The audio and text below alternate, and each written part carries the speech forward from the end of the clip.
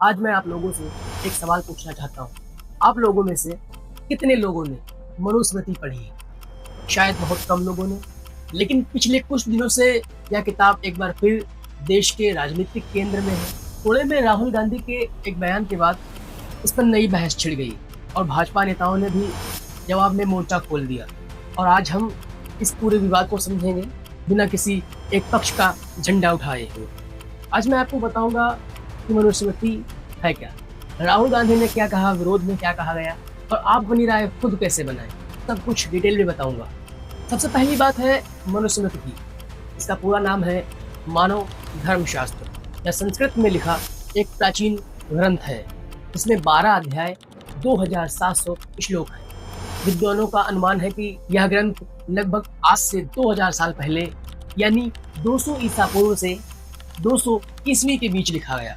इसमें समाज कैसे चले, राजा का धर्म क्या है, न्याय व्यवस्था कैसी हो, इन सब चीज़ों पर विस्तार से बात की गई है।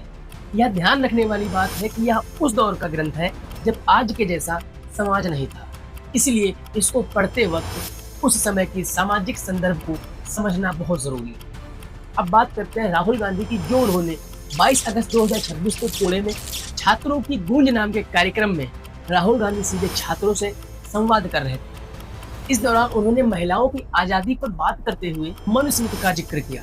राहुल गांधी ने कहा कि मनुस्मृति के अनुसार एक स्त्री बचपन में पिता के अधीन, जवानी में पति के अधीन और बुढ़ापे में अपने बच्चों के सहारे रहती है, यानी उन्हें कभी पूरी तरह से स्वतंत्र माना नहीं गया। उन्होंने कहा देश की असली ताकत तब है जब महिलाएं आजाद हो, अपने लिए खड़ी हो और खुद पर भरोसा करें। और यह बयान आते ही राजनीतिक हलचल शुरू हो गई। भाजपा सांसद निशिकांत दुबे ने इस बयान पर पलटकर जवाब देते हुए कहा और मनुस्मृति के 2 श्लोकों को साझा किया और राहुल गांधी से कहा कि वे पहले इस ग्रंथ को अच्छे से पढ़ लें और समझ लें। उसके बाद उत्तर प्रदेश के मुख्यमंत्री योगी आदित्यनाथ जी ने रायबरेली में एक कार्यक्रम के दौरान राहुल गांधी पर सीधा निशाना ताना। उन्होंने कहा संवैधानिक पद पर देश की विरासत के प्रति जिम्मेदारी से बात करनी चाहिए। अब सवाल यह है, मनुस्मृति में असल में लिखा क्या है? क्या यह सिर्फ एक विवादित ग्रंथ है या फिर इसमें कुछ और भी है? यहाँ सच्चाई थोड़ा जटिल है। एक तरफ मनुस्मृति में कुछ ऐसे श्लोक जरूर हैं जिन्हें आज के नजरिए से महिला विरोधी कहा जा सकता है, जैसे स्त्री को जीवन में अलग अलग पड़ावों पर पिता पति पुत्र के अधीन बताना। लेकिन दूसरी तरफ इसी ग्रंथ में एक श्लोक भी है, यत्र नार्यस्तु पूजन्ते रामन्ते तत्र देवता, यानी जहाँ नारियों की पूजा होती है वहाँ देवता निवास करते हैं। तो यह ग्रंथ अपने आप में एक जैसा बिल्कुल भी नहीं है। इसमें अलग अलग जगह अलग अलग बातें कही गई हैं जो कई बार एक दूसरे से टकराती भी हैं और शायद यही वजह है कि इस पर सदियों से बहस छिड़ी आ रही है। डॉक्टर भीमराव अम्बेडकर ने भी 1927 में मनुस्मृति के प्रति एक सार्वजनिक रूप से जलाई थी, क्योंकि उनका मानना था कि यह ग्रंथ जाति व्यवस्था और असमानता को बढ़ावा देता है। यह भारत के सामाजिक न्याय आंदोलन की एक महत्वपूर्ण घटना मानी जाती है। आज भारत के संविधान और कानून में मनुस्मृति का कोई भी स्थान नहीं है।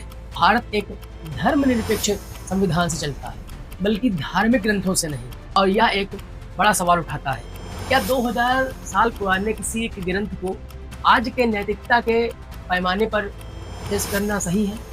यह एक ऐसी बहस है जो सिर्फ मनुस्मृति तक सीमित नहीं है। दुनिया के कई प्राचीन धार्मिक और कई सामाजिक ग्रंथों में से उस दौर के सामाजिक ढांचे की झलक मिलती है जो आज के समय के हिसाब से मेल नहीं खाती। यह जरूरी नहीं है कि किसी प्राचीन ग्रंथ का हर हिस्सा आज भी माना जाए।